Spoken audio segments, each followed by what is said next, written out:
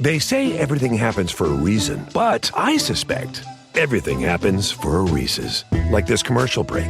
Did you need 15 seconds away from music or 15 seconds to eat a Reese's? Perhaps it's true. Everything happens for a Reese's.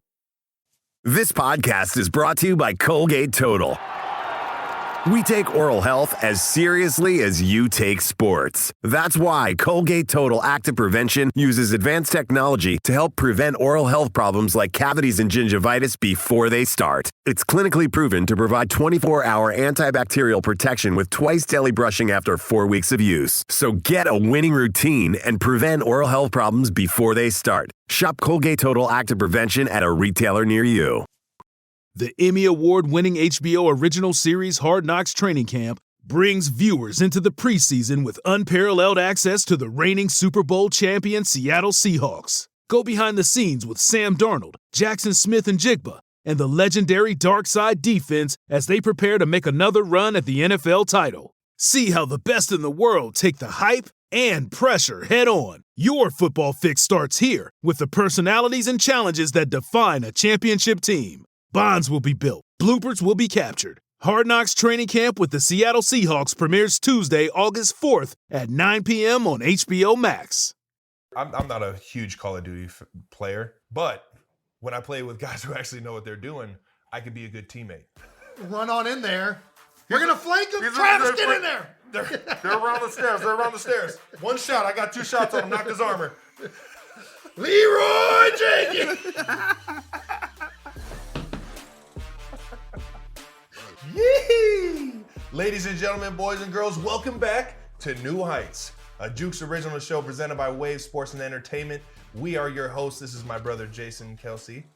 I am his little brother, Travis Kelsey, and New Heights is a show that we record in person. That's right. We're in Kansas City, and in Kansas City, I thought I would wear my 87 jersey, but it's got a little bit of character to it. Very festive. Oh, yeah. The best nickname in the land. Big Yeti. You want to see the Yeti? Nobody wants to see it. Nobody wants to see it. We're in the Big Yeti's house. We're in the Big Yeti's cave. The 49ers saw the Big Yeti. Yeah, New Heights comes out every Wednesday, ladies and gentlemen. And don't forget to subscribe on YouTube or anywhere you get your podcasts, and follow us on all social media platforms at New Heights Show. Jason, what we got? We got a great episode coming up, Trav. Another one. We're going to break down the Chiefs' big win in the Bay Area, recap my bye week, which was electric, more eventful than most bye weeks, especially if you're not going anywhere. Got out the house, man. We'll talk position swaps and get into a deep dive into coaching. But first, new news! So we have finally regained our number one spot in the sports podcast world in Apple, and have also regained it in Spotify. Thanks to all of you. We're the best. Yeah. Thank you, guys. You guys are the best. It's pretty remarkable. You guys tuning in. I can't believe that we're back up at the top. But man, it feels good. Man, it feels good. It even feels better when you win and you're at the top. That's right. You know what I mean? Absolutely. You don't know what I mean. You've never lost. That's a good point. Well, more importantly, we also got a nice little shout out from Dwayne "The Rock" Johnson, which, not going to lie, never thought I would be someone that would converse. And actually, I didn't converse with him. He just tweeted at us. Yeah. Really, I never thought my name would come out of The Rock in verbiage or text. So that was probably a highlight of my year. You didn't even believe it was real when we told you. I did not. It's crazy. I was very skeptical. World. We're living in a fantasy world, everyone. Yeah, I mean, it is crazy when someone of that status can instantly, within a few seconds, say something to somebody, and it changes your perception. Yeah, 100%. Yeah. It's pretty cool. I was like sitting there for the next 10, 15 minutes trying to figure out what what am I to say back. I know. Yeah. I gave up. Intense. I didn't say anything back. I was just like, I'm not gonna realize this. I'm gonna keep this internal. You gotta say what they said though. What he said. Oh yeah, they said my Kelsey boys, T Kelsey at Jason Kelsey, 2 bad dudes in the game. No Burger King hands here, my brothers. All I got are 2 fucked up, calloused T-Rex hands for the culture. Crying, laughing emoji face. Much respect always, and good seeing you, Trav, at the ESPYs. It's always cool running into him. I mean, you know everybody. Dude, how do you know all these people? Because I actually leave the house. You know The Rock? I leave the house, Jason. You have to leave the house. You saw that. You met a bunch of people this past week because you left the house. How about that? All you got to do to meet people is leave the house. It's good to know. Well, yeah. Put on that game day fit and get out there, man. So, yeah, he. Thank you for clarifying The Rock. Pretty awesome. Thank you. Much respect. I guess we should explain what Burger King hands are. It sounds like people are a little unsure. Yeah. Maybe they missed that ad campaign from a few years back. But there's a whole ad campaign that Burger King was running to emphasize how big the Whopper was. And they did so by saying it made people's hands look small. And in the bodybuilding community, I feel like a lot of people use machine-based exercises. So that was the joke there, was that they never work on their hands. And, people that are really actually functionally strong usually have big forearms, strong hands, calloused hands, fingers that don't work. This guy, you guys probably had no idea this guy's out here playing football with 9 fingers. Well, it still goes there. It just doesn't close at that knuckle. It can go there, but not. It can't do that. Can't do that. Got nothing from that knuckle down. So how do you tape them? Are you're walking around with the Ninja Turtle hands? The human body is remarkable. For a couple years, I had to close my fist like this and to go like that. But eventually, you just get used to it. So if you were to punch somebody right now, would it hurt you more or them? Well, you're not supposed to punch with these 2 knuckles. It's a good lesson for you. These 2 knuckles, you'll get a boxing fracture right there in the 5th metatarsal. I don't even know if that's right, but always hit with these 2 knuckles.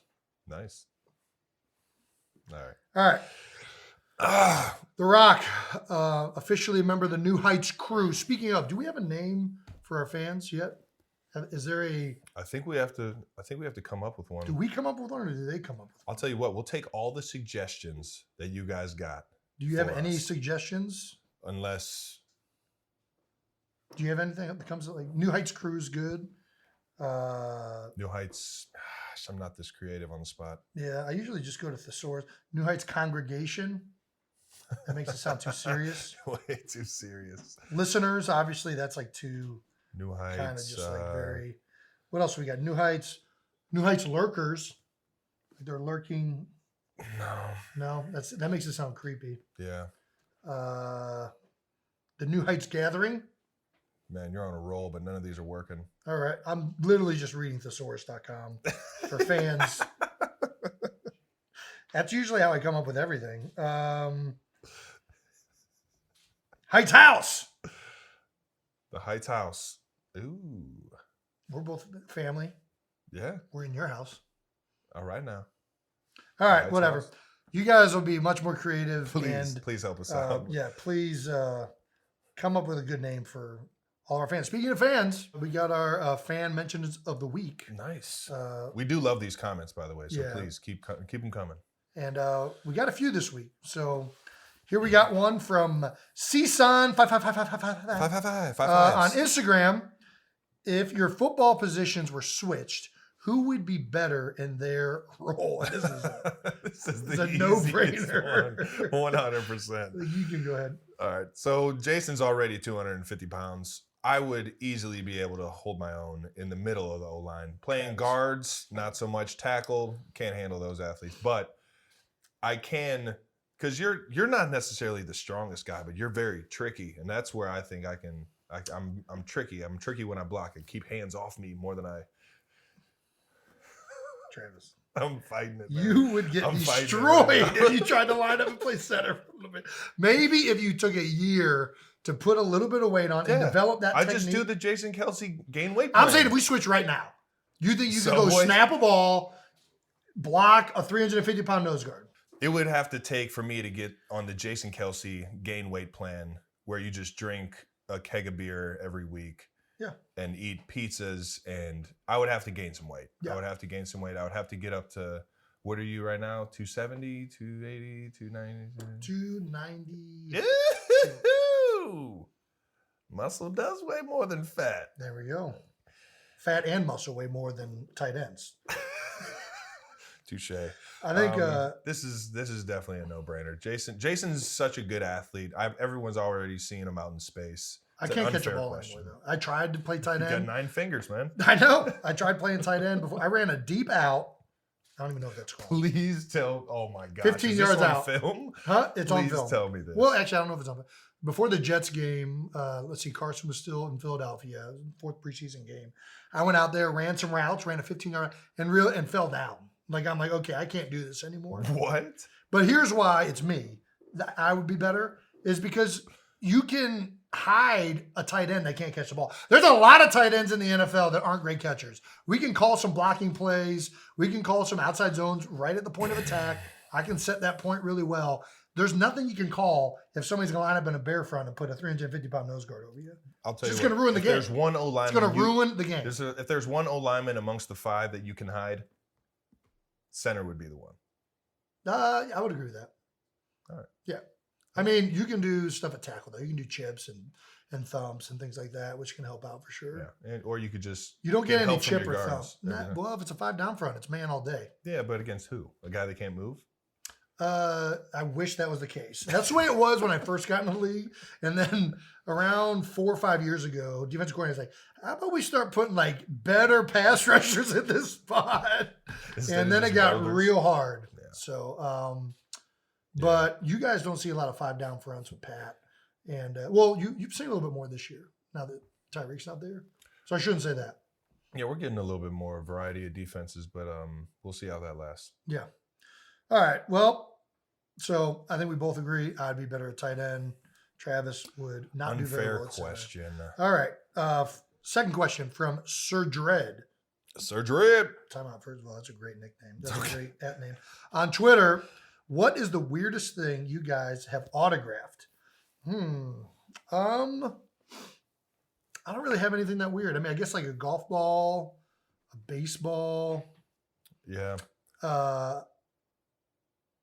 Yeah, no. Nothing's coming to my mind. I've been asked to sign a baby, but that's pretty weird. And I always make jokes name? When kids come and say, "Hey, can you sign my arm?" Like, yeah, I got to get parental consent. But the parent was the one that actually asked me to sign their baby, so I had. Where did you sign the baby? I didn't sign them. I did not put a Sharpie on a baby.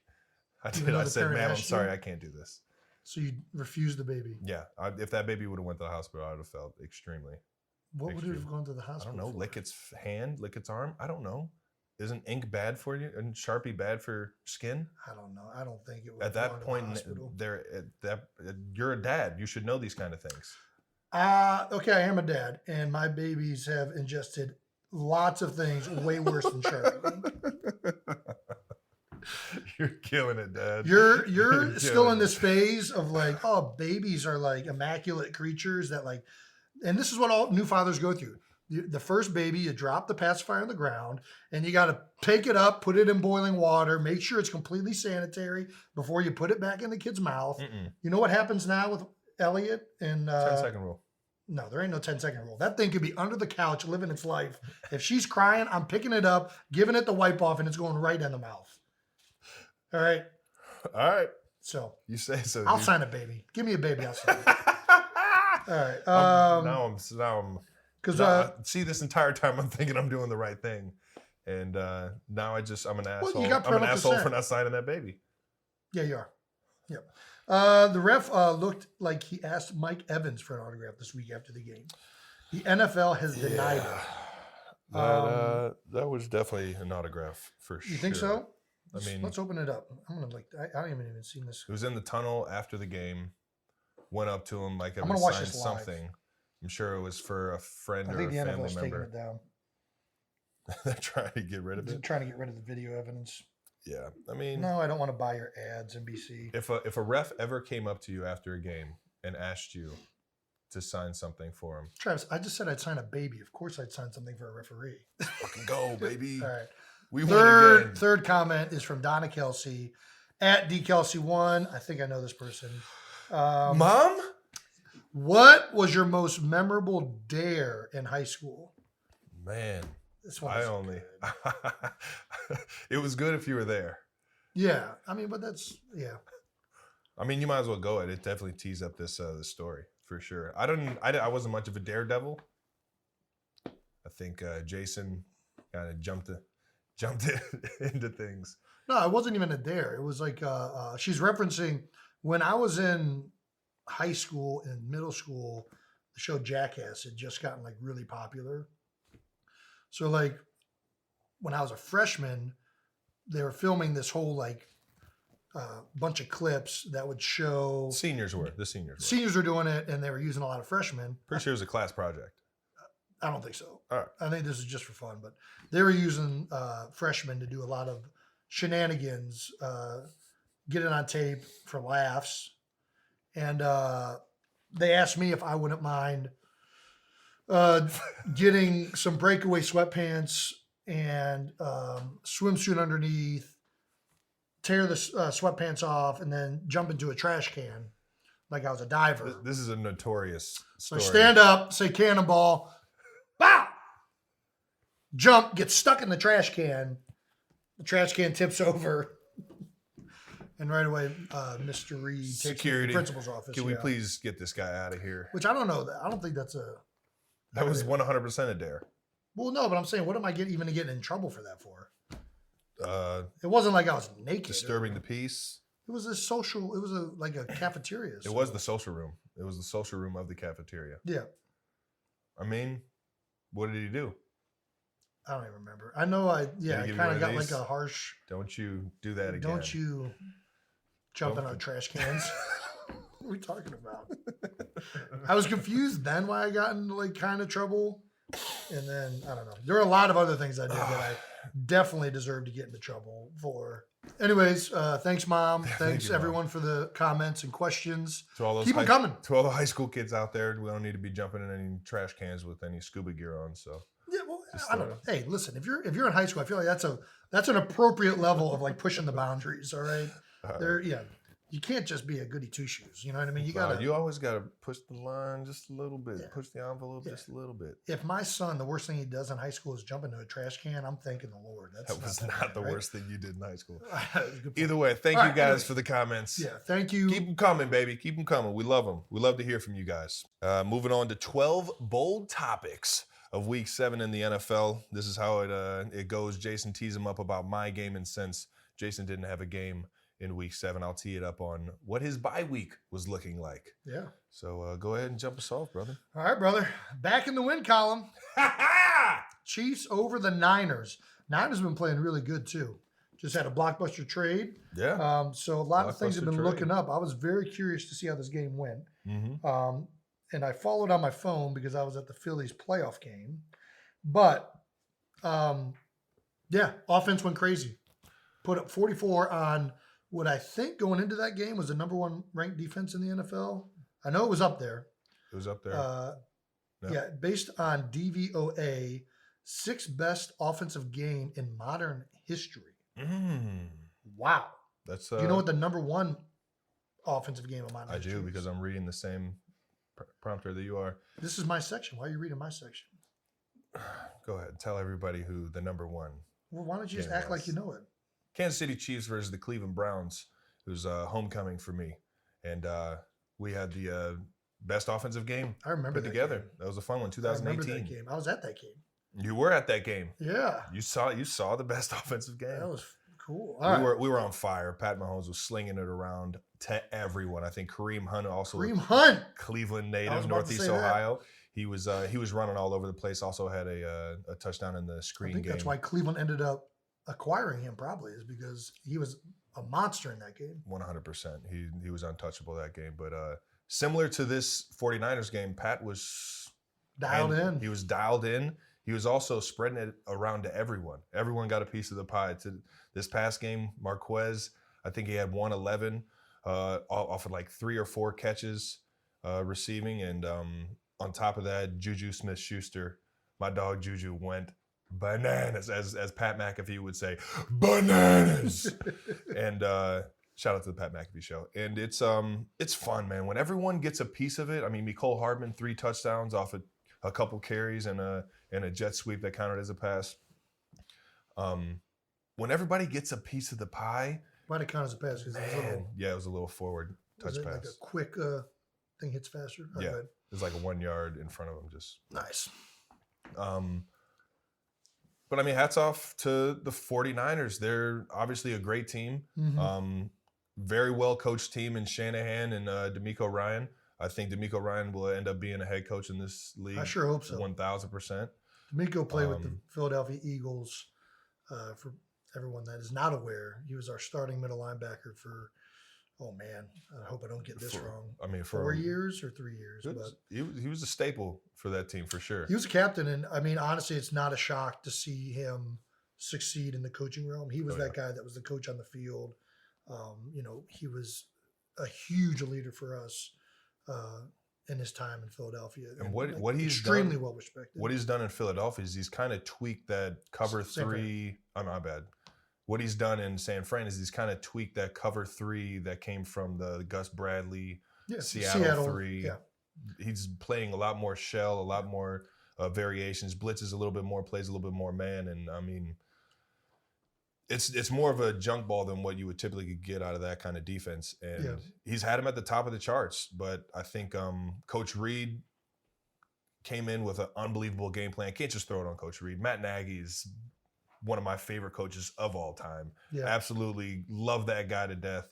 Since he's been in the building, just the understanding of how he teaches the pass game and how he teaches a lot of the third down stuff, a lot of the red zone stuff, just makes it so much more clear for guys to understand what's the intentions of this play. Yeah. And it makes it way more easier on us to go out there and actually, run the play how it's supposed to be designed. Yeah. And you throw in Bieniemy as well as Coach Heck with the run game. And it was just all around, we knew we had a lot of confidence going into that game to be able to tear up that defense. And all we had to do was just bring the energy. Yeah, Coach Heck, man, he got me fired up. We always have a meeting with the offensive line, tight ends, and running backs the night before, and he said, "You know what? Make this game personal, and not necessarily make it personal for the guys across the ball. If you didn't like what you put on film last time, put all of it right here on your heart, and you go out there and you put something on film that you can be proud of. Yeah, and take it one play at a time. Do that every single play. Play your tail off." And put something on film that you'd be proud of. Yeah. And it registered because I don't think when we were playing against the Bills, we played with as much heart as much aggression the entire course of the game. There were points of the game that you could feel in, but at the same time, the San Fran game, the whole time, it just felt like the energy was up, the communication was high, the demeanor of the team was full throttle, keep the foot on the pedal the whole time. Yeah. And that's when we're flying around doing that offensively with the O-line playing their tail off, finishing guys downfield, getting a part of the piles, and not letting just guys, rally to the ball and get a late hit. That kind of stuff, you just feed off of that kind of energy. Right. And and when I tell you it was one play after another, and we had the pick early, but that's an interception that we can clean up. It got kind of tipped in the air a little bit. And our young receiver, Sky Moore, he's going to be a stud, man. I can't wait to see him just keep growing because he's electric when he has the ball in his hands. We just got to keep finding ways to get him that. Yeah, and I mean, I think, it doesn't sound like anything crazy what you said, Andy Heck said, or Coach Heck. Yeah. But sometimes you just need those little reminders. And the best coaches and the best leaders end up feeling that, right? Yeah. And it's like, okay, we're overthinking this. We are getting too far ahead of ourselves. Everybody just focus on your job, focus on each play, dominating your matchup, taking it personal. You know what I mean? That's sometimes those little reminders make all the difference. All of it, yeah. And especially night before. I'm a big fan of the night before meetings because don't peak too soon now. Yeah, well, I mean, the game it can get you fired up for sure, though. But I don't even think it's so much about firing up. I think it's honestly what you're thinking about before you go to bed. Like I really feel like a lot of times what I visualize happening the next day before I go to sleep ends up almost coming true. Are you a sorcerer? I think so. Are you a No, I just think I think when you obviously not like specific Isaac Newton, but when you visualize things the night before and you like go to sleep on that, like if you visualizing yourself, taking it one play at a time, you visualize yourself, picking ball carriers up, running to the ball, doing all these things right before you go to bed. I think it does make a difference the next day. 100%. So, I'm huge on visualizing stuff. I love to just think about. I like looking at diagrams and imagining versus every single coverage how I'm going to run this route to get open. Yeah. Where I'm going to get it. How are the pawns or the defensive pieces going to relate to every single route? Yep. And I love that's what gets me fired up during the week when Coach Reed and all the offensive coaching staff are putting up the plays in the game plan. That's some of my favorite stuff. And I feel like that helps out 1,000% because you always kind of have that creative understanding of in-time instincts to be able to do something that is going to help out your team. Yeah. You know what I mean? Yeah, we've talked about this before. The diagrams are great, but what makes the difference of great players is being able to take those diagrams and make them their own or like visualize that into being something, creative. Yeah. Now that we just talked about a bunch of football things, which were the reasons why you guys were successful, let's get to the real reason you guys won the game, which is Juju Smith-Schuster said, is that you guys played Call of Duty. Yes, we did. He said playing Call of Duty with you, Mahomes, and Marquez on Friday. Marquez, yeah. Marquez, thank you. Marquez on Friday was the difference in team chemistry. I'll tell you what, there's something about off the field, camaraderie or just doing something fun with each other off the field that brings everything together. We've talked about this earlier on the podcast. I'm not a huge Call of Duty player. I'm more of like a sports video game guy. I'm in the 2K, Madden. I'm trash, yeah. But when I play with guys who actually know what they're doing, I can be a good teammate. I can revive everyone. I can tell everyone where they're at because they're shooting me. You can be the run on in there. We're going to flank them. Travis, get in there. They're around the stairs. They're around the stairs. One shot. I got 2 shots on him. Knocked his armor. Leroy Jenkins. Stick to the play. Stick to the play. God. So we get the game together. Yeah. And the first game, we only played 3. We only played 3 together, and this is the resurgence where you can kind of, as long as your team's alive, you can fly back in. As long as I don't know what any of this either means way right now. So long story short, we win 3 in a row. Okay.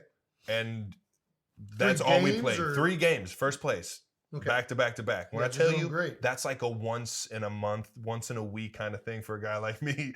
Like I'm not getting dubs like that, but so you're feeling good. I'm feeling fantastic. All these guys are like, yeah, no, gotta go. Like, all right, everybody else is off, and I'm like, yeah, I'm about to go ahead and get my 4th win in a row, and I didn't even place in like the top 25. It was bad. So it just told you, when we're a team, what do you call it, buns? It's pretty unstoppable. Yeah, I was buns.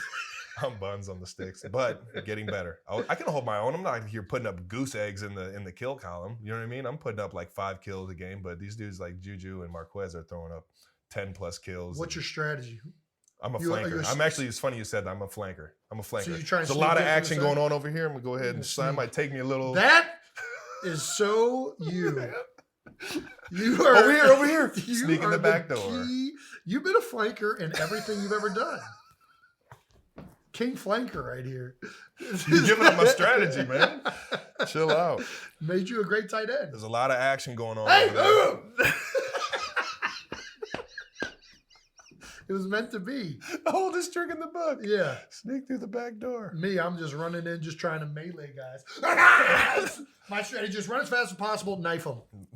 Whenever I played. I'm not going to lie. I'm a big sneak up on somebody for sure and melee them. You've always been sneaky. That's a sneaky son of a gun. Very, very sneaky. That's pretty good. Big flanker, man. But yeah, no. Shout out to COD. Getting the gang closer and ready for this matchup, man. I can definitely feel what Juju was saying, though. Are there any other video games you played that have brought teams closer together? Or I would say video games are a big part of Especially since the comms, since you can play online and stuff for Yeah. sure. I feel like every single hockey tournament I ever went to, we were hooking the N64 up to the TV. Yep. Every single base, you know what I mean? As a kid, you're bringing the 64 everywhere you go. Yep. That was my favorite console. I still play the 64. I still got it. It's upstairs. You have one too? All the games included, yeah. Well, I have one of mine, so. You have the original that we had at the house? No, I think Dad's. Yeah, that one was gone. Yeah. It was a sweet one, though. It was a green one. You could see. My favorite video game to build team chemistry is Wayne Gretzky 3D Hockey 98. That made our college team closer, or at least the guys that were playing. Wayne Gretzky 3D Hockey 98 for Nintendo 64.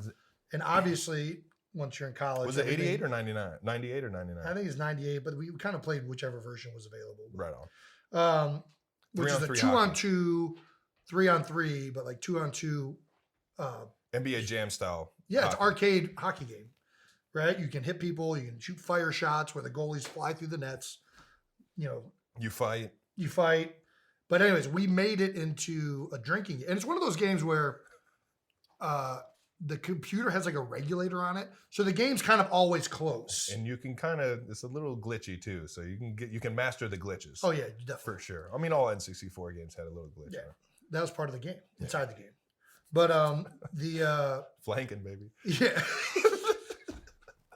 So Wayne Brewski was the game that we played in college, which was for every time somebody scored a goal, the other team had to drink. Every time somebody got a hat trick on the opposing team, the opposing two players had to finish their beer. And I don't know if you guys ever played Wayne Gretzky 3D Hockey 98, but they're high scoring games. Both players are definitely getting at least a hat trick. At least. And this led to, each game you're chugging pretty much 3 beers. At least, yeah. Each person. If it's a competitive game, for sure. So within 30 minutes, you're through a rack of beers. Wayne Brewski, baby. It's the greatest drinking game ever. If you get in the fights, everyone has to be drinking their beer while the fight is going on. Even the people in the fight. So you end up just mashing buttons until somebody gets knocked out. What an electric game. It was a great game. It was a great game. We don't play it enough nowadays. I need to hook that up. That's definitely got to come back out of the archives. That was the best drinking game we ever did. We also had Mario Kart 64, no drinking and driving. So you could drive, and then when you got in a crash, that's when you had to finish a beer before the race was over. Yeah. That was really it. Those two. And Halo. Halo was huge in college. Yeah, I didn't get into that one. Yeah. I was never a Halo guy. Well, you couldn't flank. You could definitely flank. All right. Chiefs fans have receipts on Tyreek. Oh, man. Yeah. You can't have too many receipts on this guy. I mean, this guy's the number one receiver in the National Football League right now. He's doing pretty good. He's going to probably set the record for the most yards ever by a receiver. Well, Chiefs wideouts totaled 15 receptions for 271 yards and 3 touchdowns this past week. Mm-hmm. Cole Hardman became the first receiver in the Super Bowl era with 2 rushing touchdowns and a receiving touchdown in the same game. And Juju and Marquez became the first Chiefs receivers to both go over 100 receiving yards in a game since 2000. Yep. That's a lot of stats. Yeah. It just shows you how much we're evolving. It just shows you that. It shows you how great Patrick Mahomes is playing. Well, that's the thing. After the game, Chiefs fans resurfaced an old Keenan Allen IG comment. After Tyreek trade, he commented, "This one's going to expose some people. Glad he out the division too." You did not say that, Keenan. Who was he saying that about? I hope it wasn't about me. That's my guy. I hope it didn't expose. Who else would he have been talking about? Keenan says it's not so. Maybe it was Mahomes, but I mean, it's either you or Mahomes. Those are the only 2 people that he's talking about. It's the only 2 left, huh? Right? Or unless you're talking about Coach Reed or something like that. But I have a feeling he was talking about you. I don't know why. Either way, clearly if he was talking, whoever he was talking about, it's not true. It's good to see Keenan back out on the field. He got his hamstring back rolling, and hopefully he can make that Chargers team better, because right now they're getting exposed. You might not want to talk trash. We don't need to talk trash yet. What do you mean? I already got 1-0 against them already this year. Trav, it's only 7 games in. You don't want to be. This is true. They got a lot of football left, and they got a good team. So, yeah, some people would even think Mahomes is playing better. The Chiefs' offense is better. RG3 fan of the show, said he thinks the Chiefs offense is better without Tyreek. 7 games in. Yeah, is that true? I think you look at the first year Pat had, obviously 55 touchdowns, was the MVP of the NFL. I think there was the new aspect, like it's new. Not a lot of teams can scheme it up. Not a lot of teams were ready for how Pat could throw the football, the weapons that we had. Tyreek was evolving. That offense was so much fun to play in.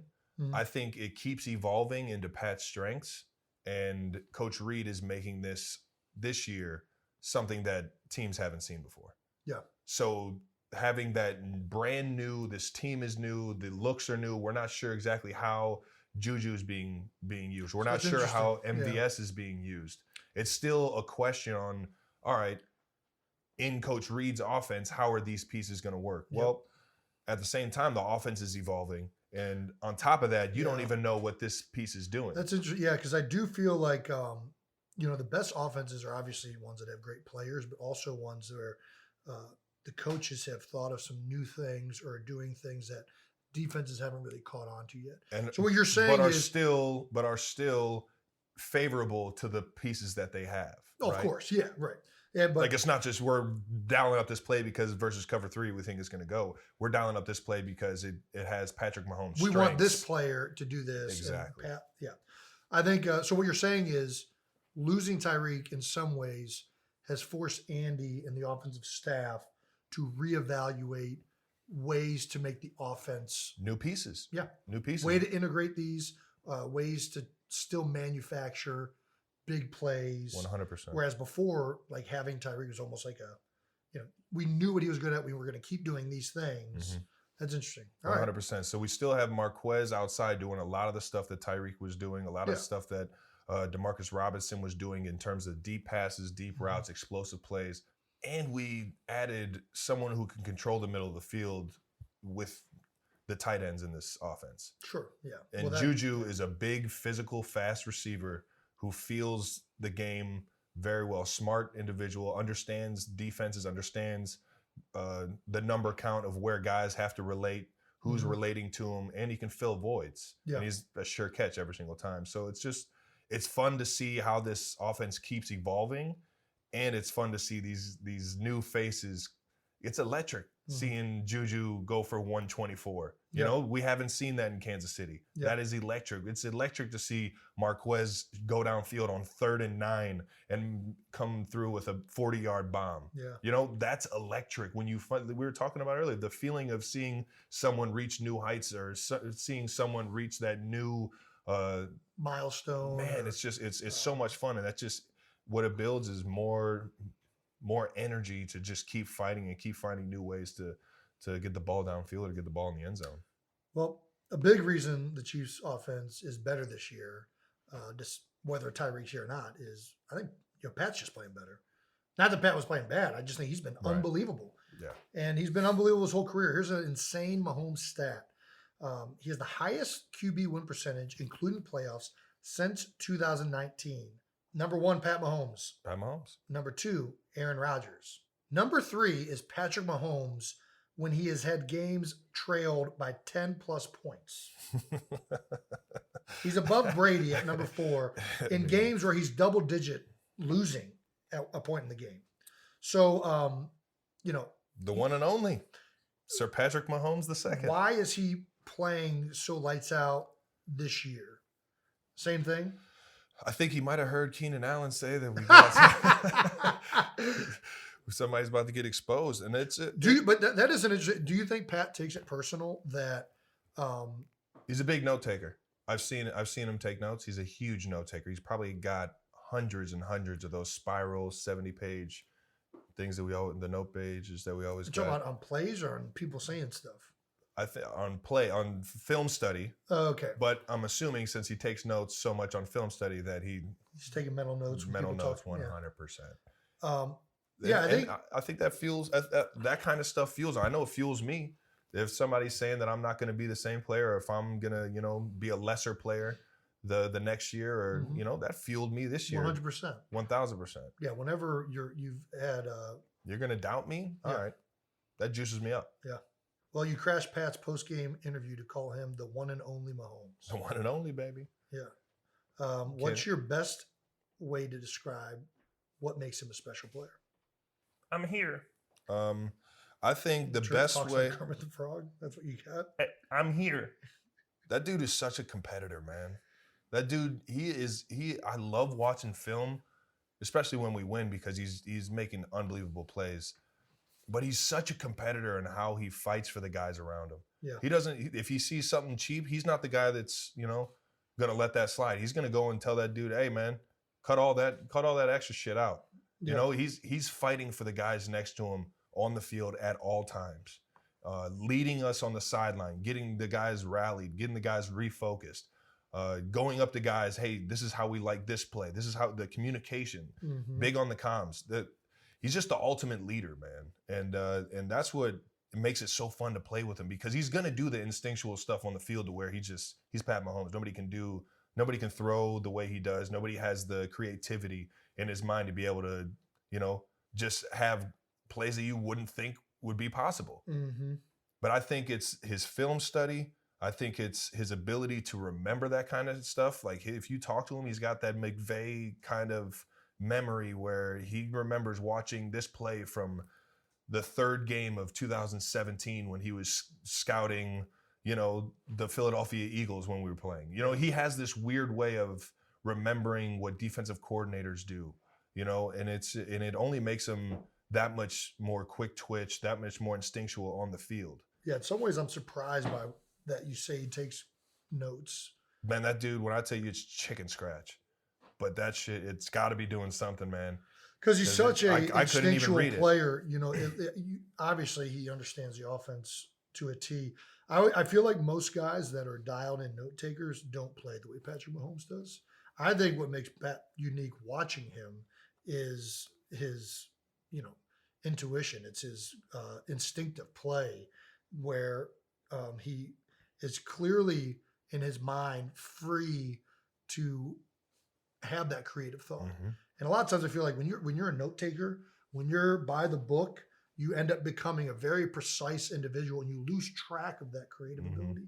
So the fact that he's able to be that meticulous and understanding and precise while also meticulous. I don't know how to spell unless you got Siri. It's got to be a U in there. Q. You want me to Google it? Q-U?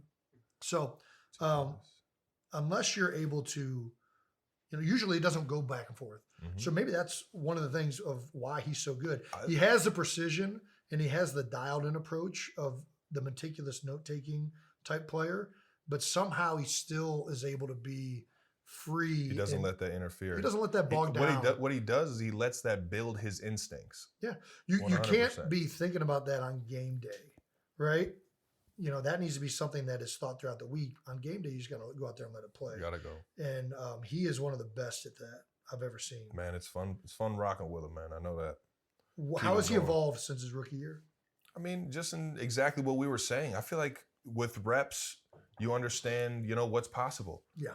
I think with how much film study he has, this guy watches. But he was throwing no-look passes his first year too. Yeah. Let's not get away from, his natural instinct of how he plays the game. He's one of the best at playing the game as free as he is. But I think with the reps and the understanding of defenses, with the understanding of situational football, with the when we say situational football, we're talking about third down specific, like what's the defensive coordinator running on third and short, third and 5 to 6, third and 8, third and 10 plus. He understands these kind of things to a whole nother level. So he's technically a step ahead of the game. Right. And when you do that and you can go out there and play free, I mean that's when it gets electric. The biggest thing I think for him is that he's a fiend for football. He's a fiend for those situations. I was talking with him and Matt Nagy on the plane ride back, and they were just going back and forth of what happened during the second quarter, the end of the second quarter of a college game. And I'm sitting here like, I don't give a rat's ass about either one of those two college teams, let alone enough to watch college football on a Saturday while I'm, trying to put my feet up. You know, I'll catch a Bearcat game, but I'm not sitting here watching a random SEC game or a random Pac-12 game, you know? And it's his love for the knowledge of the game is only making his instincts that much more fun. Yeah. You know? Explains why he's one of the best in the business, especially in situation rolling 2-minute drills. He's so good when this team's down or when you guys need a score. That's another thing, man. Right? When you can just get in that thing, put that thing in, what is it, fourth gear? When you can just floor it. Yeah. I mean, you can floor it in any gear, but yeah. Good point. But you go way faster in fourth than you do it first. It's true. You go faster in fifth than you do in fourth. Yeah. Anyways, all right. So here we go. This guy's got more gears. National Tight End Day. All right. Let's go back to this debacle. Near identical stat line with George Kittle. Close, but no cigar. So obviously George had the one receiving touchdown. Yeah. You big had time, what big time touchdown. What looked like a touchdown. Oh, man. What does that feel like? Because I've never experienced having a touchdown callback. What can you tell all of us, including me? Immediately, nothing selfish about it. Immediately, damn, we just got a touchdown taken off the board as a team. Like, man, it's hard to get in the end zone. I don't believe you for a second. You know, there's not one big view is like I got in my day, dog. I got so many touchdowns, dog. I ain't worried about that. The first thing that comes to your mind when you have a touchdown callback is like, man, this really sucks for our team. Yes, that's awesome. You're a great team player, Travis. Jason, when I get a holding call, I'm like, man, fuck! I just fucked up. I'm thinking about me. You're a great team player. I'm just saying. I don't know. That's great. All right, you can only speak for yourself. I mean, as soon as we get a touchdown out of that drive, it's like nothing happened. Oh, I agree. You move on from it quickly. I'm not saying like you're like, oh, boo-hoo, and you go to the sideline like, I had a touchdown. And no, I'm not saying that, but no. And that touchdown specifically, you take a big hit over the middle. Yeah. Those are the moments that I love being in the league, man. Just because football is just like, it's a big, physical sport. You want to see who can out physical who in a football game. Mm-hmm. When you catch one over the middle and just stand, don't even hit the ground. Such a big, strong boy you are. Oh, that felt so strong. So strong. Felt like strongest man in the world.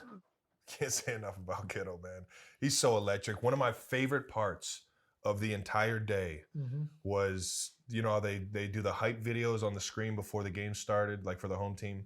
They'll do like a pump-up video or, they'll ask another guy in the sporting community to chug a beer. They'll do something to try and get the people going, That was right? during the game. Oh, my bad. They had Bruce Kittle, George's dad. Nice. Get electric. I just talked to George about this not too long. He said that it was actually a video during like the COVID year, but he put on a Rey Mysterio mask and got everybody hyped for National Tight End Day, and they threw it up on the big screen. And I'm just like, and then after that, after everybody got hyped, they showed him in the crowd, and he was just as hyped as he was in the video, and I was just like, let's get it going, baby. Yeah. I mean, as much as I it was electric. Don't participate in National Tight End Day, what Bruce and George have done for Tight End U and brought the attention to the position. It's the best. They've been incredible. Bruce is a former O-line coach. He was O-line coach over at Oklahoma. You can tell by the way George plays, he's a former O-line coach. Dude's a freaking blocking machine. Dude gets it, man. But I'm just happy George is back out there healthy and dominating. 100%, man. And hope to see that some more because it's just more fun to watch. Yeah, it was good to see Shanahan finally dial some stuff up for my guy. Yeah, man, it feels like all he does is hand the ball off. And I was going into the game like, man, they just got McCaffrey. Well, he's been playing hurt too. There's no way maybe you're starting to feel a little bit better. Yeah, I mean, he's a fighter, dude. He's going to play through whatever. Well, we saw the debut of Christian McCaffrey. Speaking of CMC, brought right in. How easy would it be to pick up a new team's offense? Some speculated that Travis's contract move might have been for Christian McCaffrey. No, I never saw that one. Yeah. But shout out. I mean, Christian is obviously one of the best, if not the best, pound for pound running back in the league right now. The guy is, he can move. He's got those narrow hips we were talking about, man. He's got them narrow hips, man. He gets skinny through the hole real easy. I mean, and he's got unbelievable explosion, great vision, can catch the ball out of the backfield. If you put a linebacker on him in the receiving game, it's going to get ugly for you. Can't do it. How easy would it be to just go in and play getting traded and going and play that week. Neither of us have ever had to do that, obviously. Never, no. Don't think it would be that hard. I especially don't think it would be that hard for running back, to be honest. There's a few positions you could definitely do it. Running back's one of them. I think D-line is another one. Yep. Obviously, the hardest would be quarterback. Yeah, 100%. Yeah. I would say O-line, there's too much chemistry. You can't mess around with all of that going into a game, especially not a Friday before a game. You could do it at tackle, I feel like. You can make it work. If in a pinch, you'd have to – because you can help each other out. It just depends on what you're running. You know what I mean? Yeah. Like there's guys, hey, block the end. You can get out of a game with it, but Who do I got? Not ideal. It's not got the ideal. guy in front of you, bud. Yeah. Got that guy right there. Shocker. But obviously running back, I think one of the easier ones to do that at. Yeah. You know, most teams in the league now run all the generic running plays.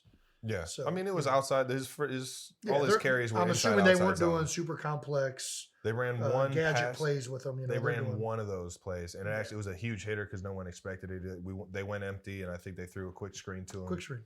So just get the ball in his hand kind of play. Sure. So they probably made it really easy on him to just go out there and play football. You guys are pretty strong here. 5-2 heading into your bye week. Obviously, there's been some highs and lows. Yeah, how's the bye week going to go? What do you have planned for the bye week? I plan on I'm coming out to Philadelphia. Gonna go ahead and see some family. See some nieces. See my beautiful nieces, man. They're so electric, man. Yeah, and then go watch some good old Philadelphia Eagles football, man. You guys got the Go to the game? Steelers. Can I go? Can you give me a ticket? I think I can scrounge one up. I'll call Kylie. Yeah. You know who's in charge of that. Right now. But other than that, not really sure what I got planned for the bye. Was that the question? How will the bye help with your consistency was the question. Oh. But I didn't ask that because I don't even know. You want to ask that? How will the bye help with your consistency, Travis? I think the bye will help with my consistency by that's why I didn't ask. Buying some free time by getting some free time to think about other things. I think what Coach Reed does, and I'm sure it's different in every single building, is Coach Reed lets us just get out of the building, not necessarily eat, sleep, breathe football 24/7, because that's how I do it. Whenever I'm in a work week, even when I leave the facility, I'm looking at film, I'm thinking, visualizing like we were talking about. Yep. I just put a lot of time, a lot of effort into it, and getting this bye week to be able to just step away from, the madness or the routine, the consistent, routine that kind of drains you a little bit. I think that's the best thing that you can have. It's just a restart, a refresh. Yeah, I think that in the bye week, I think a lot of people talk about the physical aspect of letting your body recover. That counts, but I think even more than that, like what you're saying, the mental process of being able to step away and in some ways not think about football for a week is important. Mm-hmm. I think when you come back, we were back in the building on Monday for the first time after the bye. It was you feel rejuvenated, you feel energized 100% for the lift. Everybody's just got like that kind of like back to school vibe a little bit. 100%. So I think in that mental aspect of kind of deloading for a week is often overlooked and not talked about. Well, right on. Yeah. Speaking of the bye, yeah, you just had one, brother. I did. Obviously, 6-0 going into it. I mean, at this point, do you want to keep things rolling? Or are you happy about the bye? Are you? Well, I mean, selfishly, I think our offensive line was pretty banged up. So probably happy from a physical standpoint. And, I don't think, it's going to affect, the run that we've been on or anything like that. I think that we're dialed in still, and the coaches are going to make sure that we're, still in the right frame of mind and still ready to go. So I'm not too worried about that. Fire up, man. Let's talk about that bye week, though. Let's recap it a little bit, man. We started it off with dropping an album. You're officially a music artist. Christmas album. It hasn't dropped yet. We announced we're dropping an album, but yeah. Still tuning it up? Yeah, it's done. It's in, I actually have the testing vinyl. And you're singing on it? Are you playing? I'm on it. Yeah, Are you playing on it? I'd be hard pressed to call what I'm doing singing, but I'm on it. And I'm doing something resembling singing. But me, Jordan Mailata, Lane Johnson, as well as a bunch of musical artists who are actually musical artists. In particular, Charlie Hall, the drummer for War on Drugs. He's kind of the one that really, honestly made this whole thing Put it all happen. together? Yeah, he introduced us to the right people. He knows all of these musicians or knows people that know them. Yeah. And the cast that we were able to put together, it's truly been remarkable how many people have been willing to help out with this. And I think it's going to be really cool. I really do. I think it's really cool. So I'm just excited to have the album. You've been notorious for listening to Christmas music all year. I love Christmas music. I do. I love, I don't know. I love music that you listen to with your family, music that reminds you of being in the house growing up, stuff that brings you back to, not just simpler times, but times where you were happy. And I feel like Christmas music does this guy that just for me. wants to be happy, man. Isn't that what everybody wants to be? I'm always happy. But yeah, this started out as like an idea just to kind of like raise some money for kids around the holidays for gifts. And it just ended up being this like awesome experience. I cannot wait to We hear got some this. video and stuff. So we got Jordan Mailata, who can actually sing. who can actually sing, is on. Who's playing football to launch his singing career. I'm dead serious. We got Lane Johnson. Yeah, who can also actually sing. What? I'm telling you. You're going to find out. So I'm the only one that can't sing. I'm the one that You're the one that shows up at the class project. Well, no, I'm singing. I'm there. I'm doing the work. I'm just not good at it. All right. I was going to ask who's Beyonce, but obviously it's not you. Who is Who's what? Who's Beyonce of the group? Jordan Mailata. All right. I didn't know. Lane can sing too? I didn't know that. He can. He's not Beyonce. Jordan's Beyonce. Lane's like, I don't know. Like, Kelly Rowland, that makes you. I don't even know. He's, what's Dolly Parton? Destiny, you got, oh my gosh. Oh, man. Yeah. And I'm, Bob Dylan. That's right. I wish I was that creative. But no, it ended up being honestly, the project ended up being just a great album of honestly, like, I know it's gonna sound cheesy, but like friendship and like, dude, it was just a blast. Nice. We got a lot of video of it. I can't wait to hear it. It was I remember the collection of like individuals from like professional athletes to musicians to like recording people to like all Philly based. Yeah, for the most part. I can't say that all the musicians, the vast majority of them are living in Philadelphia now. So dope, man. And like, yeah, it's going to be really cool. I'm not gonna lie, I was heartbroken, man. I asked you when you were gonna go record some of this if I could be a part of it, and you told me no. And you said it was because I wasn't a Philly. You said I wasn't a Philly guy, so I couldn't. See, I think you're making this up again. I feel like I would have probably let you. I don't forget things be like a part this, Jason. Of it, but it is a Philadelphia Christmas. I don't forget album. I can't wait till I come out with my album. Do the same thing in Kansas City. I'm sure they'd love it. Yeah. Just copy. Be a copier. I can't. It's gonna be hard though. You got to find a guy like Charlie who can. I can't sing. Yeah. I can definitely not Christmas albums. Well, maybe we can play a couple songs on the. I did meet Michael Bublé. He came. He's a huge Chiefs fan. That's Michael. That might be pretty cool. I could shake some bells. I'll get you a vinyl when the vinyls are finally pressed. Reindeer bells. What are those? The reindeer bells. What are those called? Reindeer bells. What are you talking Reindeer about? bells. Sleigh bells. Sleigh bells. Yeah. There we go. Moving on, you became the Phillies playoff good luck charm. That's why I still got my head on. That a boy. I haven't washed my Phillies jersey yet. I haven't washed my jeans yet. I'm just going to keep wearing them throughout the playoffs. You nehave washed your jeans. I don't know. Which is kind of suspect because you don't wear draws. I don't believe in draws. I am a big superstitious. You're saying it. I just really don't want to wash clothes. But it's going to be great. Time out. You just said you don't believe in them, like they were like something like Christmas that you have to believe, like you have to have, like it's religion or something. No, I think. What do you not believe? They're there. I don't believe that they're necessary. I don't believe there's like a useful. So you just want skid marks on your jeans? I am pretty good at wiping. I don't have skid marks. I prefer not to finish wiping until there's stuff You're a done. 290-pound man. Yeah. You got skid marks. I do not. I promise you. Get out I of promise here. you I do not have skid Oh, marks. man. Shout out to Kylie. She doesn't have to. And my prostate is wash still draw. functioning well. So I know you don't watch I'm the not a draws. leaker, so I don't really understand what the purpose is for them. This guy's killing it. Absolutely killing it. So how was the game? It was electric. You chugged a beer in 10 seconds, which is a solid chug for anyone that doesn't drink. Well, I was limited to however fast it could pour out. It was an electric. It was an pour. Above pour, so I couldn't. Was. I wasn't squeezing it or doing anything to force. Which takes talent to be able to swallow the beer and to have like a waterfall going on at the same time. Well, yeah, there is a little bit of foam that's created with the splash. Yeah, so but like we said, I'm an experienced beer Tasted and experienced guy to understand these kind of things. Give him credit. Probably the most amount of people I've chugged a beer in front of. Were you a little nervous?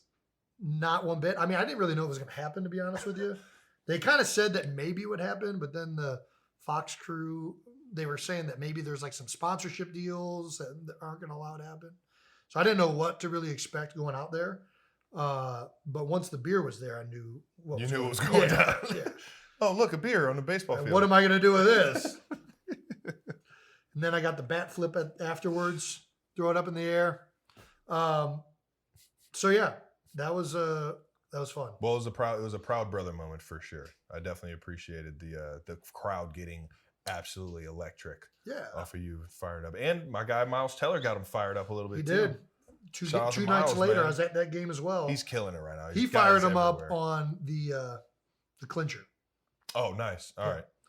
Series ender on Sunday. Yeah. Fired him up. Bryce Harper. Top Gun.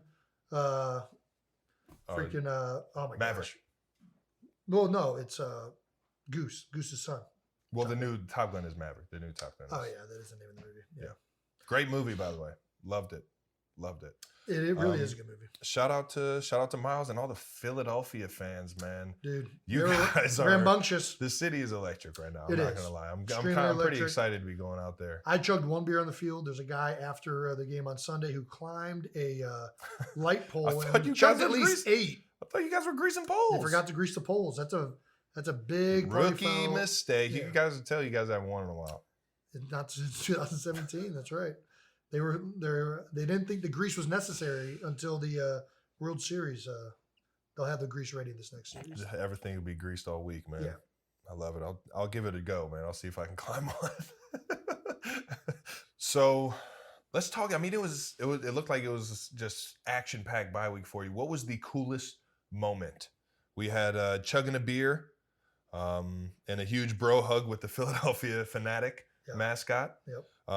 Rex Ryan on Sunday NFL Countdown mentioning the New Heights podcast and the fight stories. Obviously, we've had a few, but that one was the best fight of them all.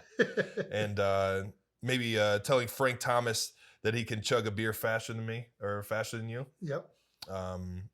You and Kylie meeting the legendary Philadelphia Phillies head coach or manager, Charlie Manuel. Skipper, the old Skip. And then hanging with A-Rod, Big Papi, Miles Teller at the Phillies game. I mean, I left the house. It's what happens when you leave the house. I didn't even need to leave the house to talk to Rex Ryan. And then obviously the Fox Sports crew and fans put Jason in the Philly Sports Mount Rushmore. Oh, I didn't know that. Yeah, you're iconic. I would say if you left the house, of all the events that happened this week, chugging the beer on the field with the Fanatic is number one. It made you feel like you hit a home run, didn't it? It was just you could tell by the picture with the mascot how happy you were in that moment. Well, here's what it is. We don't get to be fans that often. You know what I mean? And like being at the game and like truly like being able to be a fan and to like also going to go on the field, chug a beer. I mean, the Fanatic is like an iconic mascot. Kylie, my wife, a Philadelphian, cries sometimes when she sees the Fanatic. Like that's how much people in Philadelphia love the Fanatic. I didn't know that. Yeah, which I'm like, Kylie, it's a man who's probably super sweaty in a made-up suit. Like, can dial this back. He's not a real creature. But she is all in on the Fanatic. And to be honest, I get it. I chugged that beer, saw that big beer.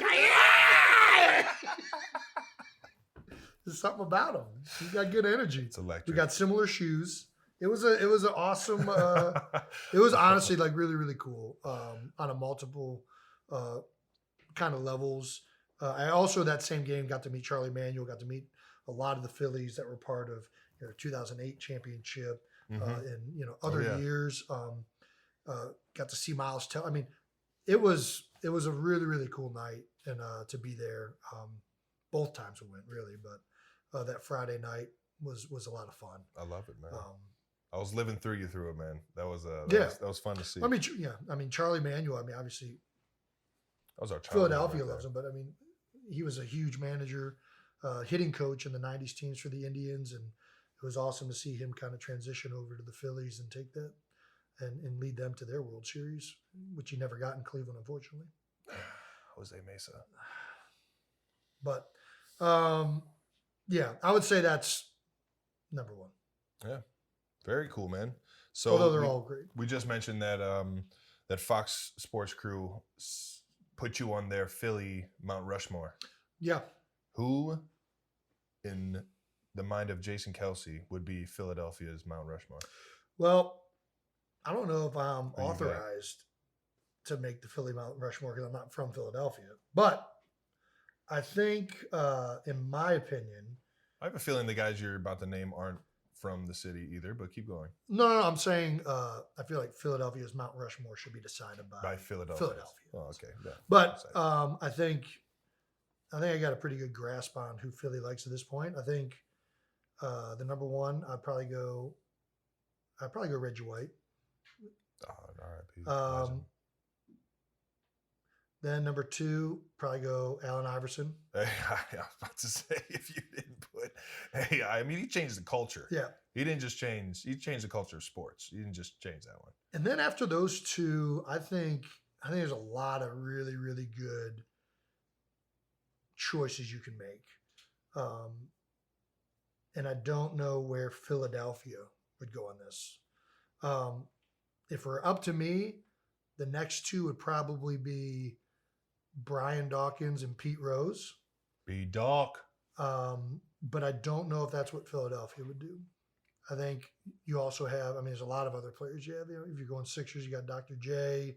Yeah, I would say Dr. J was probably if you're going Flyers, obviously Bobby Clark is legendary Flyers. Any of those Broad Street Bullies guys. The Bullies. They're probably a little upset I left them off the list. And maybe Bobby Clark gets in there of Pete. I don't know. Those are probably the four that I think of. And maybe I'm just biased with Pete Rose because he also played with the Cincinnati Reds. And whenever your nickname is, Johnny Hustle, I'm rolling with that guy. I'm with you. Let's talk about coaching. Really cool moment this week with Pete Carroll and Geno Smith. It looked like Geno, a little flustered maybe. Carroll came out, calmed them down before a big third down conversion. We've seen Geno really come into his own in Seattle. 100%. Which is interesting because, he's been in the league for as long as you have. Yeah, right? same. Yeah, 10 years. But obviously he's starting to play really, really well in Seattle. Which you typically don't see. You usually see guys start off hot, not so good the following couple years. You usually see guys who start with one place, go someplace else, and fizzle out, right? Right. So how big of an impact does coaching make? Which, by the way, this isn't a surprising thing that Pete Carroll, I think, is a psychology major. Do you know that? News to me. I'm almost positive on that. I got a minor in psych, so. No, you did not. Maybe street psychology. I don't know if that's. We got to keep going there, man. Anyways, technically got a scholarship handed to me, so I'm not even sure what they gave me. Keep going. You got a degree handed to you and a scholarship handed to you. And taken away. All right. Because you didn't show up for graduation. Where's this even going? That's a good one. We should bring that All right up. now. All right. I think the best coaches end up being the ones that have the most emotional awareness, right? The most ability to connect with their players. Interesting. So it's not surprising to me that a psychology major in Pete Carroll is able to maybe connect with Geno on a better level than maybe some other coaches have. everything starts upstairs, right? Especially at that position. 100%. So yeah, how big of a difference does coaching in the NFL make? Upstairs meaning the noggin, right? That's what you're talking about? Yeah, your brain. Yeah. All right. I didn't know if you were talking about upstairs and like the. But that's not the only. I mean, that's what just with Pete. That's Pete's. I think every coach has something that makes them unique and great. Pete is clearly an unbelievable motivator and a guy that is able to connect with people. 1,000%. All the players that you see play for Pete aren't living in a bubble, aren't living in a shell. Their personalities are out there. Yeah. You look at Russell Wilson, you look at Marshawn Lynch, you look at Sherman, you look at, the guys all across the board on the Super Bowl teams that he's had, they're all very big personalities and they're not hiding a thing. Yeah. They're telling people how it is. And that's to be able to manage when it gets too far, because you still are representing an organization. You're still representing a lot more than just yourself when you wear whatever logo you're wearing in the league. But to still give guys that freedom to be themselves, that's when I think teams really mesh the best, and that's when I think guys play their best. Yep. I've had unbelievable guidance in not just Coach Reed, Coach Tom Melvin, tight end coach in Kansas City, Coach Eric Bieniemy. I've had countless talks about how to manage not only my emotions, but how to manage what I'm doing in life so that, it doesn't necessarily affect anybody in a negative way, but at the same time, it still allows me to be myself.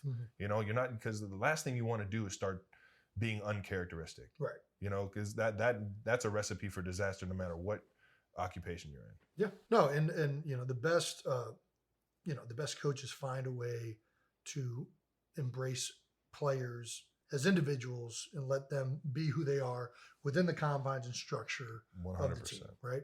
100%. I mean, not just, let's talk about Andy Reid for a little bit. I mean, your head coach. I can't remember the last time Andy Reid has had a quarterback that has not been good for him. And that dates back to Philadelphia with, Donovan McNabb obviously being the star, but A.J. Feely, Jeff Garcia coming in, Kevin Cobb, Michael Vick. All of a sudden he goes to Kansas City. Alex Smith has a rejuvenation of his career. Pat Mahomes now. You have Nick Foles sprinkled in there in both of those categories. Chad Henne. There is something that guy does that makes quarterbacks be phenomenal. And I refuse to believe that it's just that he's just the best schemer in the world. I think that he knows how to get guys to think properly, how to get guys to believe in themselves. What's your number one job as a coach? In my opinion, to empower your players. Get the best you can out of them. How am I going to make these guys feel that they can do this? Right? Am I going to make these guys believe in me, but more importantly, believe in themselves? All right? We talk about, I think it is really easy to find schemers and tactical coaches across the league. There are great offensive coordinators on every single team. There are great defensive coordinators on every single team. What the true mark of that is hard to find, and it's hard to quantify, which is why teams are always looking for this, is how do I find somebody that motivates, empowers, and also has the chops to organize this thing? Yeah. Right? That's a hard person to find, right? Yeah. And, that's the most important job of a head coach. How do I motivate all my players? How do I motivate all of my coaches? How do I empower them? How do I organize this thing and have a culture of growth and creativity? And the best coaches find a way to get that done. Sounds like you're getting into coaching, bud. I've thought about it. I don't know. It's a hell of a time commitment. Yeah, I think I would love to, but it sounds like you would understand everything that would need to be a part of that world. And I think recognizing that, and I don't necessarily. I know it from the player's perspective. Yeah, well, obviously there is a lot of. I have no clue what it takes to be a coach in the NFL. Neither of us do. It is way different. I got an idea. I don't think so. It's way different going up there every single day, having to go through the film, assess where you want to attack defenses, how to get the most out of this particular player. I'm not saying it's easy by any means. I think I got an understanding. I think we would both be surprised if we had to go up there, do all that call plays. I'm saying I understand what it would be like, and I can't do it. Okay. I don't have the ability. I can't just keep. Yeah, I don't think I could be able to put in that much time commitment. Well, yeah, I think do you? And that's why I appreciate Coach Reed and the coaching staff that we have. Yeah, Mm-hmm. that makes me appreciate that so much more because I understand how much work, how much dedication is being put into this for a guy like me to go out there and have success for the team. That I fully understand a lot of that. At least I feel like I understand it to the point where it's like that only makes me have so much more respect for the coaches that do it the right way. Yeah. Is it more important to have a player's coach or somebody that is just a tactical guru, do you think? I feel like you got if you don't have one that can do both, you got to have both. Yeah, you got to have both of those covered at some point. 100%. You can't just be out there like, come on, boys, we're gonna go get them and run through that wall. Yeah, you got to have both of those to be great, and not everybody can do both. Some guys can do both. I mean, you have your Bill Belichick, you have your Andy Reeds. There are some coaches that are unbelievable in both of those categories somehow. But yeah, I think it's hard to find guys that are great in both of those facets who can be the coordinator and the head coach. Certainly can be done, and it's been done many times, but it takes a special guy to be able to do all of that. Who's the first coach you remember? I would say Dad, really. T-ball, baseball. Yeah, I mean, that's an interesting answer. I was not thinking Dad, but he definitely is the first coach I remember. 100%. Outside of and even then it was a different wavelength than anybody I'd ever had, after that. I think your father being your coach, you see it from a different point of view. Yeah. I think that the first coach that I really remember having, I'm trying to think of all the sports that I was playing when I was younger. My baseball coach, Todd Began, was an awesome motivator. Was an ex-athlete himself, played college ball, college football at that. And I related to him because I saw that he had made it in doing the sports thing. Like he had made it to that next level, or he was a successful athlete. And it was I don't know, man. I don't know. What was the question? Who's the first coach you remember? How did Coach Began make you feel?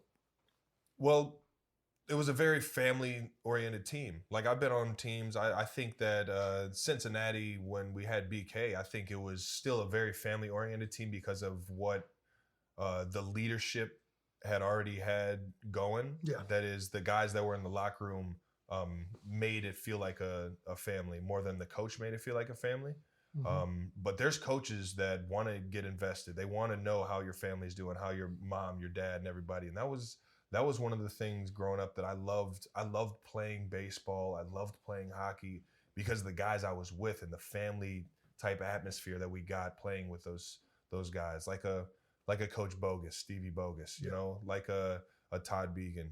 Both of those guys made it so much fun to just come in and go to work. Yeah. Practice hard, play hard for the guy next to you, play with some integrity. I think that's what I really remember from my childhood of my coaches, or at least the coaches that I love the most. Yeah. Yeah, I don't know. I guess it's interesting that you said Dad was the first coach you remembered, because now that I'm thinking of it, he's probably the first coach I remember. And then after him, I was fortunate to have tons of tremendous coaches, and I don't know that I really want to single out any one of them. But I think, whenever I think of coaching, I really do come back to this like sense of belief, in this sense of, what do I remember from coaches? And I remember most from the coaches I've had, at least, and Dad included, that there are moments when you as a player, doubt creeps in, right? Especially when you're a young player and you're very impressionable. It's like, I don't know if I can do this. I don't know if this is going to work, or, I don't, and coaches, the best coaches I've had and the coaches that I remember always believed in me. Fueled you with confidence. Yeah. And that's what, you remember from sports, is going through adversity, overcoming, achieving. That's what I remember from growing up and in playing with coaches where, I was very, very blessed to be fueled by men and role models and coaches who believed in me. Mm-hmm. And that gave me the courage to believe in myself. Big Ed, man. Big Ed's the first start of it. I'll tell you what, it's funny you say that because he remained coaching in the community even when we went to college and the pros. My dad is always, especially baseball. That was his sports. That was the one that he wanted us both to try and go pro in. But his mentality was, if I get him to sign up next year, I did my job. Yeah. And that comes with kids feeling the confidence that they can do it. Yeah. Because he's just trying to inject happiness and confidence and growth in everyone, man. And that's coaching, man. Yep. Well, thanks, coach. Yeah. Do you have a legendary coach you wish you would have played with, maybe? Honestly, I absolutely loved my childhood. I loved my high school. I loved all the decisions I made. I wish I would have played for Coach Babcock, man. I wish I would have played hockey Eddie. At least just 1 year, man. Or he was the legendary Kurt Gunther. Yeah. I played for his brother Todd Gunther when I was growing up. That's right. Awesome guy, awesome coach. But it was there was something about Babcock's that I had a relationship with that I was like, man, I want to play for that dude. Yeah. And it was a personal relation, a personable guy, a guy that I just had a lot of fun being around. I mean, in terms of legendary coaches, I feel like I played for the best coach to ever, do the dang on thing in the NFL. So I can't necessarily say that I would want to play for anybody else when I feel like I played. Yeah, it's a for the weird best. thing. I don't think I wish I would have played for anybody else. Yeah. I've been very, very happy to play for the coaches that I've played with. I do think it would have been really, really cool to see what it was like to play for certain coaches. I think it's, obviously, but that list is endless. It'd be awesome to feel what it's like to be coached by Bill Belichick. It'd be awesome to feel what it feels like to be coached by Pete Carroll. It'd be awesome to feel. I wouldn't even just limit it to football. No, I was about to say John Wooden. Like come on now. Like I think they're Vince Lombardi. I think as a player, you always are interested in learning new things and how other people do them. You should be, at least. Yeah. So that's always, that'd be great. But, yeah. We're talking about coaches. I think there's leaders throughout your life that you might not even know as a leader to you, but the advice that you get from them, the comfort that you get from the stories that they tell that you can learn from. And for me, growing up, we would always go to Quintana's barbershop. At least when I was in high school, I actually used to slide out on my lunch periods and go get a nice tight fade. But he gave me some advice one time to go and watch a YouTube video of a guy's teaching at Carnegie Mellon, I believe, the last lecture. And at this point in my life, I wasn't seeking advice. I wasn't looking for something to motivate me. I was in high school. I was just a happy-go-lucky kid trying to have some fun. Yeah. And I watched it, and his story is absolutely remarkable. But I especially remember at the end is it's not how you achieve your dreams. It's how you lead your life. It's how you direct your life. And if you lead your life, if you fuel it in the right direction, the things that you want in life will simply come to you. It's not necessarily how do I become a better football player. I'm going to wake up in the morning and do something that's going to genuinely fuel my love for it, or try and figure something out, whether it's, just waking up and having the determination to go out and get a workout in, go catch a few footballs, go into the film room instead of just watching movies every single day, go in there and dissect a certain play or dissect a certain person. And I was fueling all of my energy into this one world. And sure enough, that senior year that I had was me saying, you know what, screw all the happiness I have off the field, screw all the fun I have drinking and hanging out with friends. If I really want to make this football thing work, I have to become more knowledgeable about it. I have to become more passionate about it. Mm-hmm. I have to live every single day to want to be a professional athlete in the NFL. Yeah. And that's what I did. I started taking advantage of every single decision I was making and doing it with a purpose. Yeah, the best coaching advice. Shout out to Alex Quintana, man. Yeah. First of all, my guy. Love Alex. The best coaching advice I ever got was from Dad. And I don't even think he knew what he was saying. I think he was just tired of answering why. And he just came up with his gem out of nowhere. He was doing he was telling me to do something. I don't remember what. And he said this a bunch, so it could be used in multiple different ways. But he said, I said something like, why do I got to do this? Why aren't you doing it? Like, you never do this. I said that to him.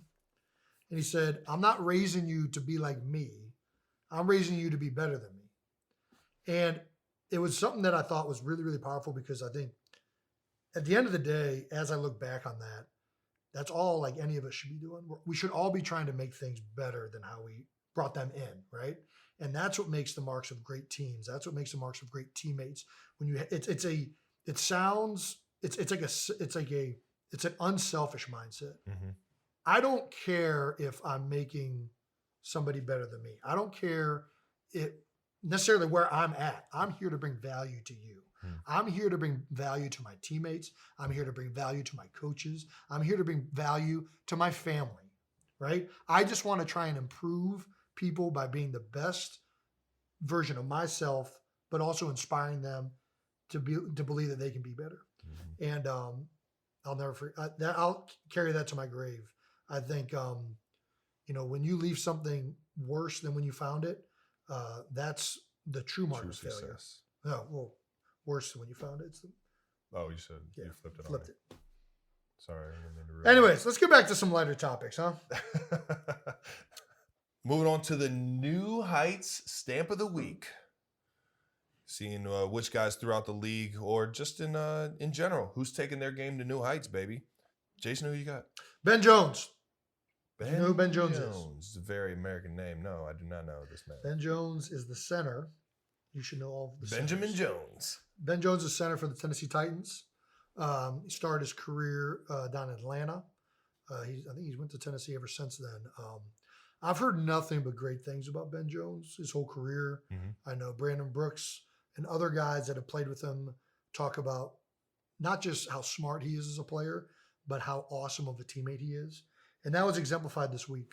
I don't know if you saw, but during the Tennessee game, it was clear he's banged up. He's cramping during part of it, gets rolled up on his knee. It was so apparent that he was fighting through things that him and Mike Vrabel had a moment after the game where the level of appreciation a head coach could have for a player. First of all, this talks about how unbelievable coach Mike Vrabel is and why guys love to play for him. Northeast Ohio, baby. But, in a day and age where we have rest days, everything's about keeping guys healthy. It feels like the NFL continues to lose focus on this level of toughness and doing something that might not be in your best interest selfishly, but it's not about you, right? I have to go with Ben Jones. Just the epitome of what I think this game's about. Unselfishness, toughness, grit. A guy that instantly already had the respect of his teammates, but definitely after that game, everybody in that locker room is saying how awesome this dude is. It feels like that kind of player in some ways is dying off in the NFL. So to be able to see Ben Jones still keeping that strong is pretty awesome. Ben Jones, man, more power to you, brother. Keep fighting. We'll see you guys next week or after my bye, man. I went with Bella Rasmussen of Laguna Beach, high school player. Talking about paving the way in a world that, women are still fighting for equality in many, many ways. I actually played with two girls at Cleveland Heights. I don't know if you even know this. Two girls that played on my varsity team my senior year. Mm-hmm. And that is not a very comfortable situation for a girl to be in. And she's been playing football since I believe she was a toddler. A running back. She had 2 touchdowns in one game. The first female to have 2 touchdowns in one high school game. Wow. And if you watch the film, and I've watched it, she's actually running through tackles, breaking tackles, and getting in the end zone. These aren't it's not like 1 yard carry walk-ins. No, she's actually toting the rock a little bit. That's awesome. And when she got interviewed by it, she was fired up.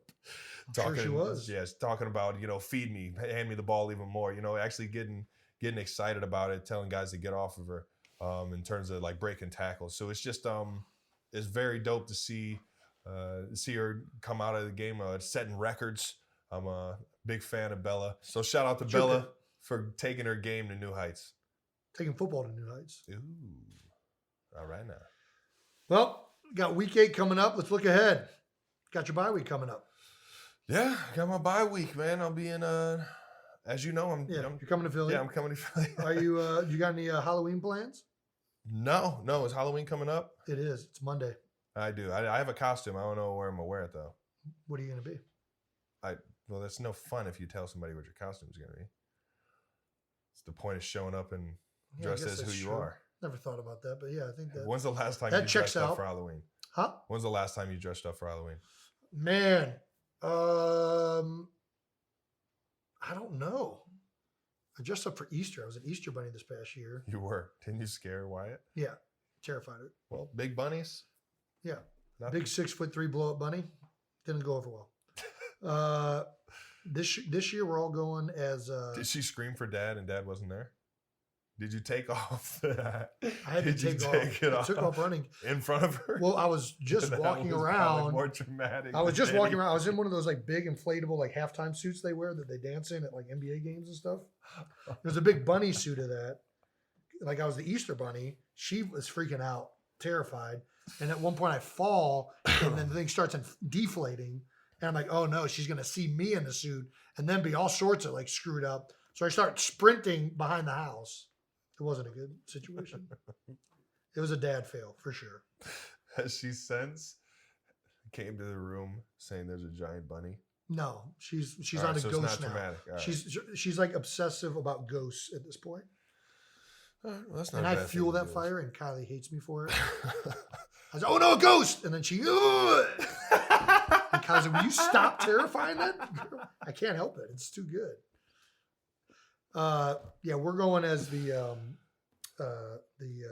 Christopher Robin crew. We're going as Nice. Winnie the Pooh creatures. You guys, nice. So you are dressing up this year. I am. Tigger? That's who Wyatt's going to be. Wyatt's going to be Tigger. Nice. Keep going. What do you think? Let's see if you can Winnie guess. the Pooh. Winnie the Pooh is going to be Elliot. Christopher. Nope. Who is the tiny, that's you? Piglet. I wasn't going to guess Piglet. Very nice. Yeah, I was not very proactive. So I think Kylie, as a way of spiting me for not buying an outfit, bought me a giant Piglet outfit. So I'm going to be Piglet this year. That's why we love Kylie. Man. Yep. She gets it. Yep. She gets it. So moving on to your upcoming week, Steelers Eagles. Yeah. The battle of Pennsylvania. Yeah. Has this ever been much of a in-state rivalry to you? Like, have you felt the rivalry? I mean, it's not like other rivalries for the Eagles, but I do think that there's in-state bragging rights for sure. Fun fact, the Steelers and Eagles were at one point the same team. They joined forces. I don't know if this was like during a war time or something like that, but they became the Steagles for a year. Is this for real? I'm not making this up. Is this documented? It is documented. The Steagles was a real thing. Were they any good? I don't know. No. All right, we got. And I don't know how long it existed, but I do know it was a thing. What we do know is that the Steelers haven't won in Philadelphia since 1965. That's a long time. I guess some would say they're due. Hopefully we can keep that trend going. The Steelers did win last week. I know. No, they lost. They lost to Miami. I watched it happen. It was a fight, though. It was a good game. Yeah, the Steelers are a good team, though. They're really, really good defensively. Obviously, they've been that way for Tomlin's whole career there, pretty much. They have a great D-line, as usual, even without T.J. Watt. Cam Hayward is a legend. Yeah. I love that dude, man. Yeah, I like him when I'm not blocking him, but I like him. That dude, I don't know if he wears the It's a big head. It's a big head. We all know what's going on. It's crazy. He's a good player. Good for him. We got our hands full with the Steelers. He's going to shock you with that thing. For everybody that wants to know all about the Steagles, it was 1943, and they went 5-4-1. They tied. So they weren't very good. Who knows? Back then, I don't even know. Were teams actually like going undefeated and stuff like that? I'm pretty sure if you went 5-4-1, you weren't very good. Middle of the pack, maybe. Maybe. It's a winning record, technically. I think there were probably only like 8 teams in 1943. So if they played 10 games, they probably played division have twice. a division twice or something. Yeah. I don't know. Who the hell knows? I don't know. They were blocking like this. Yeah, I couldn't use your hands to block. I hated to have been an offensive lineman back then. Are you kidding me? What? We talked about Philadelphia Mount Rushmore, and one of the guys that was obviously legendary Philadelphia athlete, Charles Barkley, was one of the guys I was thinking about. Sir Charles. Who is only his aura has only increased post career, I would say. I mean, he crushes it. Yeah. But that was your favorite player growing up. 100%. Was he not yours? You know what? He probably was. I mean, he was in the Michael Jordan era. So, I mean, he was competing with Jordan. He was the biggest, toughest guy on the court. I feel like that was right. your... I mean, I love Charles Barkley. Who doesn't like Charles Barkley? If you don't like Charles Barkley. Clearly, he was Travis's favorite player. I have no story like this. Travis used to run around the neighborhood quite a bit. Oh, come on, playing man. basketball or baseball or anything like that. And one day we're having a block party. And we were kind of new to the neighborhood. We hadn't really acquainted ourselves necessarily with our neighbors as much. I being new to the neighborhood, I found the perfect way to introduce myself to everybody. We're running around playing sports out in the street in this block party. And my mom is sitting there talking with a bunch of parents. And all these parents keep saying, Charles is just so funny. Isn't Charles great? And my mom says, which one's Charles? And they point to you. It turns out you've been telling the entire neighborhood your name was Charles. Mom? Because you wanted to be Charles Barkley so bad. Mom gave me the name Travis because of a fat kid that was on the movie Overboard. It really wasn't. And that was not something you could hang your hat on. Travis's name, if everybody have ever seen the movie Overboard with Goldie Hawn and Kurt Russell, Travis is named after one of the fat kids in that movie. A very obscure, not even like a great character in the show. It really was not a good reason to name a kid. So actually now that you're saying this is right? all making sense. This is what I'm saying. I saw a new opportunity to change my name. I don't think I'm named after anything in particular, and I'd rather that be the case than what you're named from. To be honest, it was probably like Tracy or something like that. And then when she found out it was a boy, she was just like, Travis. I love that Overboard movie. So, yeah, I thought it would be a great idea. If there was any point in time I was going to change my name, is when we moved to the new city. I was actually pretty embarrassed when they called my bluff. Mom called me over like, have you been telling everyone your name's Charles? Actually, Sir Charles, Mom. Shout out to Big Chuck, man. Yeah. What a guy. Thanks for inspiring me. Pete Carroll. Unfortunately, I was wrong. Not a psychology major. Maybe he is a psychology major because he psychologically made me think he was a psychology major. He's a education major, which kind of feel like you got to know. You got to have a little bit of that in there for sure. There's got to be a little bit of understanding of the brain. Actually, Definitely. a lot of great coaches. Jeff Stoutland's an education major, I think. Yeah. We want to talk about teachers. I mean, teachers, you got to teach the game. We very well could be doing this next week of me telling you Stout was not an education major, but I'm like 90% sure he's an education major. I'm just handing out majors.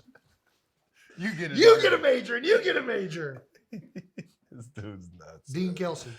Yee! The Ocho is in the books. You can catch new episodes every Wednesday. If you haven't figured it out already, for those of you who are new, every Wednesday we do a new episode of New Heights.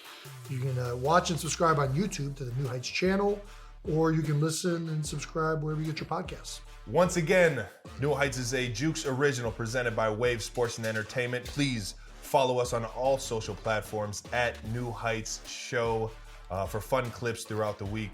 And then on top of that, we always love to thank our producers. Thank you guys for everything you guys do. They're actually in the house now, so I'm allowed to look at them. Well, thank you in person this week. Yeah. But yeah, that's it for this week. See you guys next week.